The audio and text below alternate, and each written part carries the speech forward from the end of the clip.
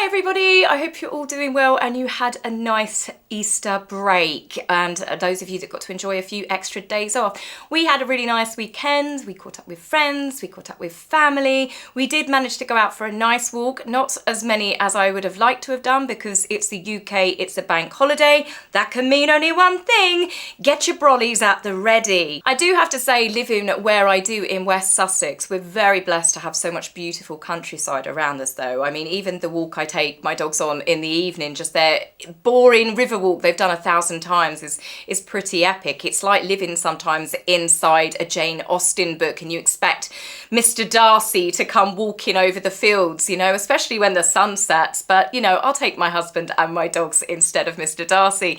But this is my favourite photograph. Leela, she was running like a lunatic. She smelt rabbits. She was just in the zoomy phase. And I like the big sun flare. It looks like it's chasing her. The dogs absolutely love the sunshine, those two, because they're both Greek rescues and they were pretty miserable when it started raining, and then you have to drag them out in your wellies. So they are definitely fair weather dogs. So what have we got to catch up with royal news? Well, Meghan's been caught plagiarising again, and it looks like she's now chasing ducks out of bushes. We had an appearance from Prince Andrew, which upset quite a few people, and some people are saying it's all to do with a secret royal family feud that's going on. So where are we going to unpack this first? I'm going to start with Prince William and Catherine choosing not to go to the Easter service in Windsor with the rest of the royal family. Some believe that there is a secret feud between King Charles and Queen Camilla. They're jealous of the popularity of Prince William and Catherine.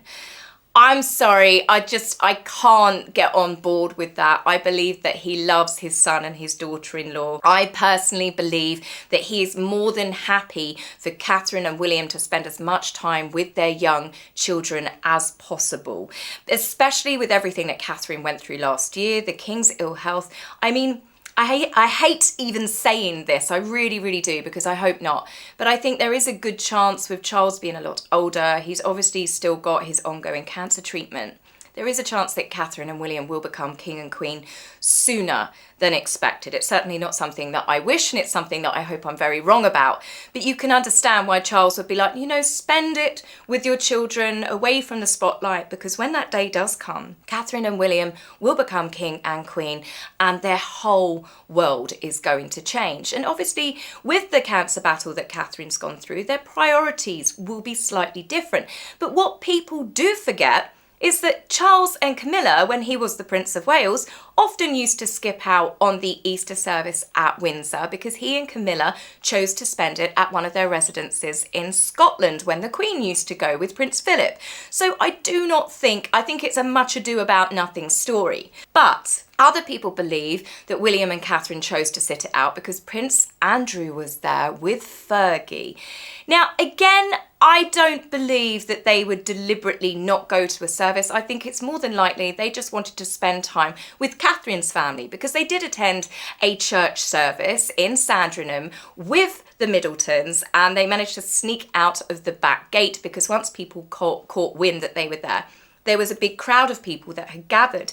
Now, it's always nice for Catherine and William to say hello to people, but because they weren't expecting that, and they were spending time with the Middletons, I don't think they'd have quite the same security as if they were doing like the Christmas Day walk. And they had their children there with all of their family, so they snuck out of the back. I honestly have got no issues, but some people are upset that they didn't bother saying hello to members of the public. They are allowed to have private family time as well, and I think Catherine and William have gone over and above with what they have shared with the public, especially after the way that the world's media have treated Catherine in the last couple of years. But as for Andrew going to the church service, I've got no problem with Andrew going to church with his family for an Easter service. I know some people say that, you know, he should basically be banished forever. And there's certain things I agree with. I do not believe that he should be a councillor of state, the same as Harry. The same as Harry and Meghan, I do not believe that he should be on the royal family working website. I just think, you know, he can be on a royal family website, but not the working one. It gives him still an air of credibility that he's still somehow working for the crown. And unfortunately for Andrew, he made a series of incredibly disastrous decisions throughout his life, and the Queen stripped those privileges from him. Andrew got stripped and Harry and Meghan quit, but they still deserve to have the same treatment with regards to they should not be recognised on a working royal family website, especially because of all of the damage that Harry and Meghan, more so than what Andrew has done, to the royal family. Harry and Meghan waged war on their family. Andrew has not. Andrew has damaged his own reputation through his own decisions. You know, he hasn't waged war on the family. But again, that's where I say it's a church service, Easter, with his family. So I have no problems with Andrew being there in attendance, but I'd love to know your thoughts. Now, as for Meghan, she of course was going to make an appearance over Easter because Meghan now makes almost daily appearances because she has got her social media accounts back. She's got an As Ever Instagram account and then she's got her personal Meghan One account. You know, she's selling clothes, she's doing a podcast, we've just had the TV show. As I've said so many times, everybody has genuinely got Meghan fatigue because she's everywhere, nearly every day. So the video clip that we saw, I think it's staged. I do think it's staged. It was a cute moment that was turned into a Meghan moment, a Mimi moment. There was a duck with some ducklings. Here is the clip. But normal people, I say normal people, myself, you know I'm a complete crazy nut animal lover. I will be super excited if I see baby ducklings or anything. But normally you film the ducks, don't you? It's like, oh, that's so lovely, and you watch them. Meghan is making sure someone is filming her reaction, and it was very hammy, very over the top. She's like, ah! Where she seems a little bit crazy, doesn't she, in that clip. Someone else posted about the fact she reacted like she's just seen a unicorn. But I can't help but feel that Meghan's level of Instagram posts are very... What would we say, like, it's not 90s, we didn't have it in the 90s, thank the Lord, obviously. We got away unscathed. I think my generation was the last where we didn't have all of this embarrassment to follow us on the internet for many years to come. But she's so much like a teenage girl, very giggly, very just, it is like a very, very dated Pinterest file when you look at all of Meghan's poses that she does and even the lighting, and it just, everything, there's nothing of her personality. Everything is completely stage managed, and I just don't think that Meghan knows how to be herself. I don't think Meghan knows who she is because she just, every week she's a new person, isn't she? She rips off her skin like a lizard person. She just doesn't seem to have an original bone in her body. It's like she's always trying to be somebody else. Take, for example, when it comes to any of her projects, her business ventures, she plagiarises all of the time. And she's been caught out again, which should shock nobody. And it comes back to Netflix, the children's animation series that she was working on with David Furnish called Pearl.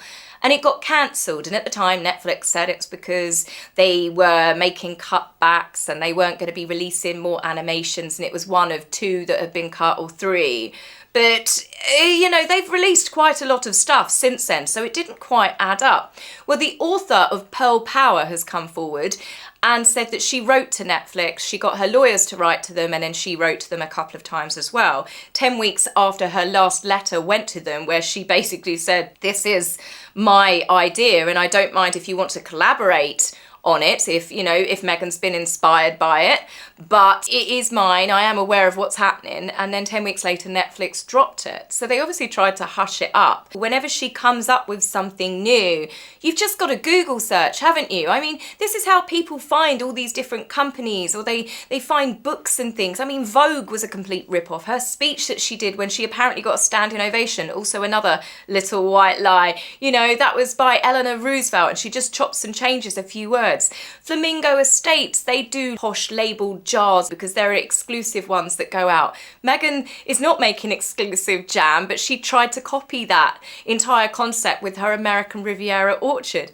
Everything that she does is a copy of someone else. She's got no original thoughts or ideas. She seems to mimic people. She picks a certain person and decides that's the person that I'm going to be this week. Even her idea for this podcast was taken from someone else's. A lady called Kelsey Borges ran Confessions of a CEO, where she spoke about being a female founder and interviewed lots of other founders for them to tell their stories of success. This isn't similarities, this is an absolute copy and paste. But the big difference is Kelsey's podcast is actually about being a successful businesswoman, the challenges that she and her guests face, how to build up your business, the pitfalls, how to network, how to sell out events. Whereas Megan's, it's got no real direction. I've got no idea who her target audience is.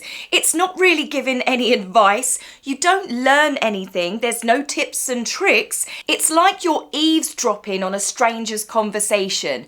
There is absolutely nothing of interest to pull the listener in, and it honestly had me questioning my sanity within the first few mundane minutes. I listened to episode 3. I don't think I'll listen to any more. She had Katie Lee, the famous colourist. I say famous, she does famous people's hair. We've seen Megan in a few photographs with her over the last few years, because her dear friend Katie Lee, she only met in 2020. And of course, that's another big squeal on the podcast. Megan's squealing about that, you know, oh yes, oh, we've been friends since the wedding. And it's like this high pitch that honestly, I think only dogs would be able to hear with her. And it's what's so off-putting with her podcast, in all honesty. It reminds me of a high school girl that is maybe thinking, oh, I want to be a podcaster now, just like my famous, you know, the famous person I follow on Instagram. It's the same level, I would say, maturity of the way Megan talks. I mean, at one point she'd said to Katie Lee about a boyfriend or something, and Katie Lee said she's keeping it hush hush. Megan squealed like she was 14 years old, and it actually hurt my ears listening to it in the car. But what she does when she copies people's ideas, she kind of ruins it. Rebecca Sananez came forward. She was head of Archwell Audio. She said that archetypes was her idea. Megan took the concept and she decided to wokeify it. You know, she wouldn't even say some swear words because and it's that sort of mentality that she has. I think she and Harry are a lot more suited than what people believe, because I think they're both stuck in high school. It became obvious very early on in her podcast that this is just another way that Megan has found to talk about her favourite subject, which is of course herself. Every conversation she manages to direct it back to her experiences, and the problem is most people don't really believe her now. She's lied so often that it's a case of the boy that cried wolf. Many question why, if she is now apparently being honest and truthful, why have we never heard any of these stories before? Not on Oprah, not on Netflix, not the subsequent magazine, interviews, podcasts, even in Spare, when Harry revealed deeply private, personal information that I'm sure some of us could have really done without hearing. She seems less interested in what her guests have to say, exactly like archetypes, and more eager to get another anecdote in there or another let's feel sorry for Megan storyline. I honestly think that she would have done better releasing a podcast like a girl chat show, a no-holds-barred girl talk with her friends, because that's mostly what this is. It's not a great shock to learn that she can't book any big-name stars for the show. It's the exact same problems that she had on Netflix. Apparently, she was desperately trying to get Beyonce and Taylor Swift, and just like archetypes, and again, just like with Love Megan, her calls seemingly go unanswered according to sources. I can imagine that we can also add Gwyneth Paltrow to that ever-increasing list. Megan's brand has become so toxic because one day she's being accused of bullying, then it's plagiarism, or it's telling lies, or using charities or disasters for self-promotion. Then, of course, you've got the dodgy payments to companies. People seem to look a lot deeper with anybody that Megan teams up with. And that's the big problem. She attracts a lot of negative press, and real celebrities don't want to run the risk of getting a dose of her reverse Midas touch, which, let's be honest, is pretty strong and very consistent. So yes, nothing surprised me with the podcast whatsoever. Nothing has surprised me that Megan has yet again been doing plagiarism.